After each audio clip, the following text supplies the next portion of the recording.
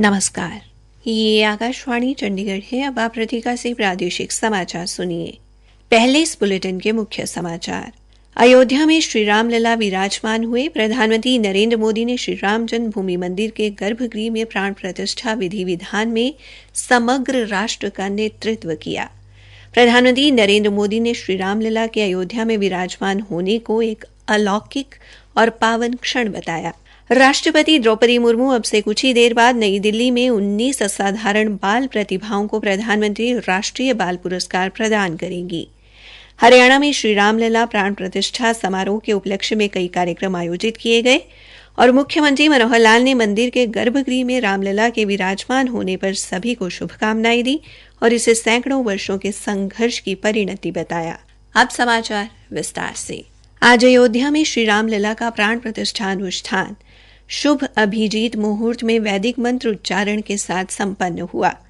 प्रधानमंत्री नरेंद्र मोदी ने मंदिर के गर्भगृह में प्राण प्रतिष्ठा विधि विधान में समग्र राष्ट्र का नेतृत्व किया। उन्होंने गर्भगृह में रामलला की प्रतिमा का अनावरण भी किया। प्राण प्रतिष्ठा के दौरान मुख्य पुरोहितों के साथ राष्ट्रीय स्वयंसेवक संघ के प्रमुख मोहन भागवत, उत्तर प्रदेश की राज्यपाल आनंदीबेन पटेल और मुख्यमंत्री योगी आदित्यनाथ भी उपस्थित रहे। रघुपति राघव राजाराम भजन के बीच हेलीकॉप्टरों ने आकाश से मंदिर परिसर में पुष्प वर्षा की। प्राण प्रतिष्ठा के बाद प्रधानमंत्री ने मंदिर में साष्टांग प्रणाम किया और साधु संतों का आशीर्वाद लिया। उन्होंने चरणामृत ग्रहण कर 11 दिनों का अपना उपवास तोड़ा। श्री मोदी को राम मंदिर की चांदी की प्रतिकृति भेंट की गई। इस ऐतिहासिक अवसर पर उपस्थित लोगों को संबोधित करते हुए प्रधानमंत्री नरेंद्र मोदी ने कहा कि वे ईश्वरीय चेतना के साक्षी बनने पर सौभाग्यशाली महसूस कर रहे हैं। उन्होंने कहा कि सदियों के धैर्य के बाद धरोहर रूप में राम मंदिर मिला है। श्री मोदी ने कहा कि यह सामान्य नहीं बल्कि अलौकिक और पावन क्षण है। हजारों वर्ष बाद भी ये दिन लोगों के मन में जीवंत रहेगा। उन्होंने कहा कि इस पल को जीना और इसका साक्षी होना हमारे लिए राम कृपा है। इसके पहले गोविंद गिरी महाराज, मुख्यमंत्री योगी आदित्यनाथ और राष्ट्रीय स्वयंसेवक संघ के प्रमुख मोहन भागवत ने समारोह को संबोधित किया। इस ऐतिहासिक आयोजन में उद्योगपति मुकेश अंबानी, सुनील मित्तल और अनिल अंबानी, अभिनेता अमिताभ बच्चन एवं रजनीकांत सहित फिल्म, आध्यात्म एवं खेल जगत के अलावा कई राजनीतिक एवं धार्मिक हस्तियां शामिल हुई। प्रधानमंत्री ने आज श्री राम जन्मभूमि मंदिर निर्माण से जुड़े श्रमजीवियों से भी बातचीत की। वे कुबेर टीला भी गए, जहां भगवान शिव के प्राचीन मंदिर का पुनरुद्धार किया गया है। उन्होंने मंदिर में पूजा अर्चना भी की। राष्ट्रपति द्रौपदी मुर्मू अब से कुछ ही देर बाद नई दिल्ली में 19 असाधारण प्रतिभा संपन्न बच्चों को प्रधानमंत्री राष्ट्रीय बाल पुरस्कार प्रदान करेगी। देश के सभी क्षेत्रों से चुने गए इन बच्चों को कला एवं संस्कृति, बहादुरी, नवाचार, समाज सेवा और खेलकूद में उत्कृष्ट उपलब्धियों के लिए पुरस्कृत किया जाएगा। ये पुरस्कार जीतने वाले 9 बालक और 10 बालिकाएं 2 आकांक्षी जिलों सहित देश के 18 राज्यों और केंद्र शासित प्रदेशों से हैं। केंद्रीय महिला एवं बाल विकास मंत्री स्मृति ईरानी तथा महिला एवं बाल विकास राज्य मंत्री मुंजपारा महेंद्र भाई भी इस अवसर पर उपस्थित रहेंगे। काबिले गौर है कि प्रधानमंत्री नरेंद्र मोदी कल इन बच्चों से बातचीत करेंगे। ये बच्चे 26 जनवरी को गणतंत्र दिवस परेड में भी हिस्सा लेंगे। प्रादेशिक समाचार आकाशवाणी चंडीगढ़ से प्रसारित किए जा रहे हैं। बाकी समाचार इस अंतराल के बाद।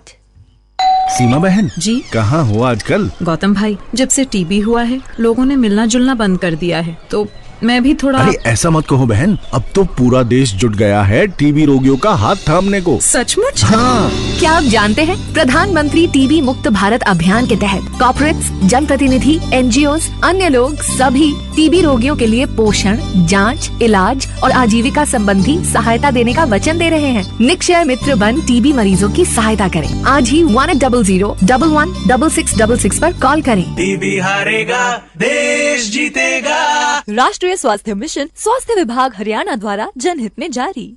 हरियाणा के मुख्यमंत्री मनोहर लाल ने अयोध्या में श्री राम जन्मभूमि मंदिर के गर्भगृह में श्री राम लला के विराजमान होने पर सभी को शुभकामनाएं दी हैं। उन्होंने कहा कि आज देश का वातावरण राममय है। मुख्यमंत्री ने कहा कि आज विपक्षी दलों के लोग भी मंदिर वहीं बनने पर खुशी मना रहे हैं। उन्होंने कहा कि विदेशी आक्रमणकारियों द्वारा मंदिर ध्वस्त किए जाने के बाद सैकड़ों वर्षों तक श्री राम जन्मभूमि के लिए संघर्ष हुआ और आज मंदिर का निर्माण होना उस संघर्ष की परिणति है। मुख्यमंत्री आज करनाल के कर्णेश्वर महादेव मंदिर श्री रामलला प्राण प्रतिष्ठा कार्यक्रम का सीधा प्रसारण देखने के बाद मीडिया से बातचीत कर रहे थे। उन्होंने इस दौरान एक भजन भी गाया और नृत्य कर अपनी खुशी का इजहार किया। प्रदेश में विभिन्न स्थानों पर प्राण प्रतिष्ठा समारोह के सीधे प्रसारण के समाचार मिले हैं। पंचकुला की इंदिरा कॉलोनी में विधानसभा अध्यक्ष ज्ञानचंद गुप्ता ने लोगों के साथ समारोह का सीधा प्रसारण देखा। इस अवसर पर उपस्थित लोगों ने जय श्री राम लिखे 3100 दिए प्रज्वलित किए। इस अवसर पर बीजेपी के कई नेता उपस्थित रहे। इस दौरान श्री गुप्ता ने अग्रवाल भवन में श्री राम सदन सम्मेलन कक्ष का उद्घाटन किया। पंचकुला कल्याण संघ द्वारा आयोजित कार्यक्रम में पूर्व उप मुख्यमंत्री चंद्र मोहन ने समारोह का प्रसारण देखा और शिव महापुराण कथा में हिस्सा लिया। राज्यसभा सांसद एवं हरियाणा बीजेपी प्रभारी बिप्लब कुमार देव ने भिवानी जिले के गांव झुम्पा कला में श्री राम महोत्सव कार्यक्रम का सीधा प्रसारण देखा और गांव वासियों को संबोधित करते हुए कहा कि आज का दिन इतिहास में स्वर्णिम अक्षरों में अंकित हो गया है। कैथल के राजौंद में महिला एवं बाल विकास राज्य मंत्री कमलेश ढांडा ने अयोध्या से कार्यक्रम का सीधा प्रसारण देखा। इससे पहले उन्होंने दुर्गा माता मंदिर में पूजा अर्चना की।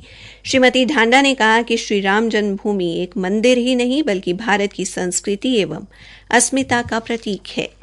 शहरी स्थानीय निकाय मंत्री डॉक्टर कमल गुप्ता ने हिसार में कई कार्यक्रमों में भागीदारी की। इस दौरान आतिशबाजी भी की गई।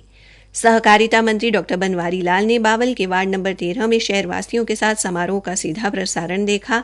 उन्होंने कहा कि ये क्षण अलौकिक है क्योंकि सदियों के धैर्य, त्याग और तपस्या के बाद भगवान राम अयोध्या आए हैं।